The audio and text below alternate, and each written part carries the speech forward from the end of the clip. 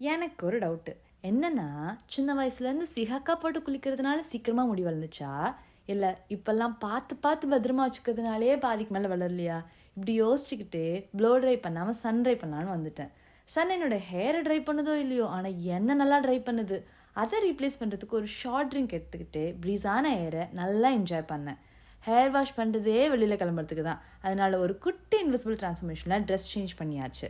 அடுத்தது skin care. Skin கேருக்கு நான் use பண்ணுற ஒரே விஷயம் சன்ஸ்க்ரீன் மட்டும்தான். இது சன்ஸ்க்ரீன் ப்ளஸ் மாய்ஸ்சரைசர். கொஞ்சம் காஸ்ட்லி தான்.